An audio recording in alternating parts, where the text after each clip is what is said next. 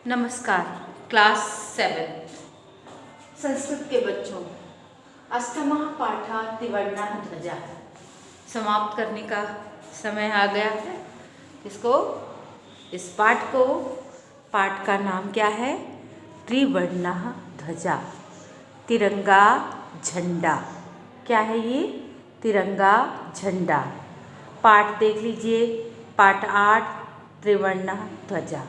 तो इसे आपको अच्छे से पढ़ना है। पाठ का नाम, कहाँ विसर्ग लगेगा, कैसे लगेगा, इसका आपको ख्याल रखना है। ठीक है। इसका मैंने संस्कृत मैं हिंदी में अर्थ बता दिया था, थोड़ा सा रह गया था।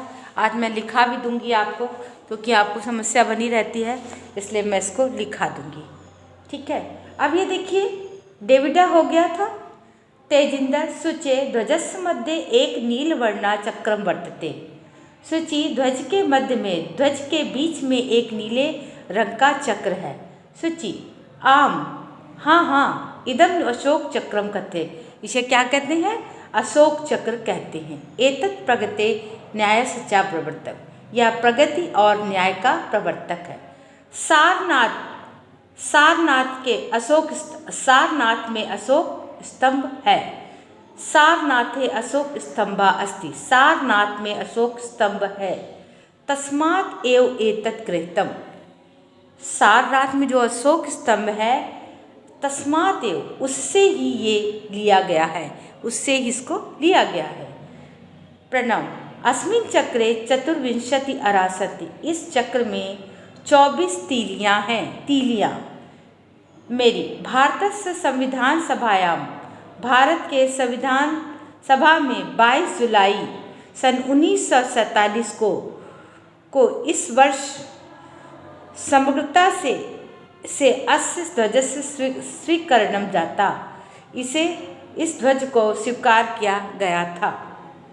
तेजिंदर अस्माकं त्रिवर्णा ध्वजा स्वाधीनतया राष्ट्र गौरवस्य च प्रतीक, यह तिरंगा झंडा स्वाधीनता और राष्ट्र गौरव का प्रतीक है। अतः एव स्वतंत्रता दिवसे गणतंत्र दिवसे, अतः इसीलिए ही स्वतंत्रता दिवस और गणतंत्र दिवस में इस ध्वज को फहराकर, इस झंडे को फहराकर, ध्वज को फहराकर समारोह पूरा होता है। जयतु त्रिवर्ण, जय हो तिरंगे की, जय हो तिरंगे झंडे की, जय हो भारत की। जयत त्रिवर्णा ध्वजा, जय हो तिरंगे ध्वजा झंडे की, जय भारत की, जय हो भारत की। ये शब्दार्थ हैं, पढ़ लीजिएगा। प्रस्तोयंती मोदकानी और यही आएंगे, इसके अतिरिक्त मैं और कुछ भी आपको नहीं दूंगी। अब मैं इसका अर्थ लिखा रही हूँ। चलो ये वाला एक वर्ण कर लेते हैं, बाकी मैं कल करा के इसको समाप्त करूँगी। अस्माकं राष्ट्र ध्वजस्य ध्वजे त्रया वर्णा सन्ति, अस्माकं राष्ट्रस्य ध्वजे त्रया वर्णा सन्ति, हमारे राष्ट्रीय ध्वज में 3 वर्ण हैं, 3 रंग हैं। हाँ, ध्वजे हरिता वर्णा, आम है ये। ध्वजे हरिता वर्णा शांति प्रतीक का अस्ति, ध्वज में हरा वर्ण शांति का प्रतीक है। नहीं, ध्वजे केसर वर्ण, ये ना है। ध्वजे,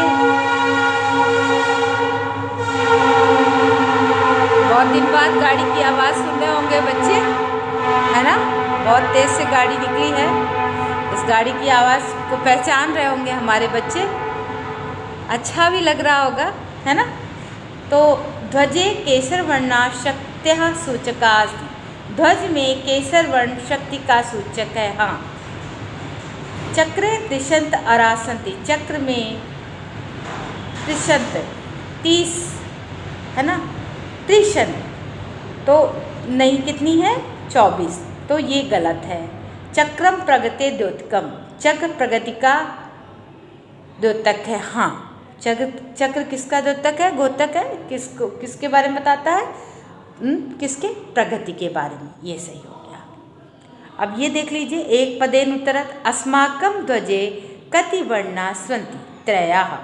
अस्माकं ध्वजे त्रया वर्णा सन्ति। त्रिवर्णे ध्वजे शक्त्या सूचका का वर्णा। त्रिवर्णे ध्वजे शक्त्या सूचका केसर वर्णा। का की जगह केसर वर्णा आ जाएगा। अशोक चक्रम कस्य द्योतकम अस्ति। अशोक चक्र प्रगते, या सीधा न्याय से प्रगति लिख दो भी चलेगा, नहीं तो पूरा लिख दो। प्रगते न्याय से चा द्योतकम। त्रिवर्णा ध्वजा कस्य प्रतीका। त्रिवर्णा ध्वजा स्वाधीनतया राष्ट्र गौरवस्य प्रतीकः। ये आपका लिखा हुआ है, देख लीजिए। स्वाधीनतया राष्ट्र गौरवस्य प्रतीकः। बस इतना चलेगा आपको।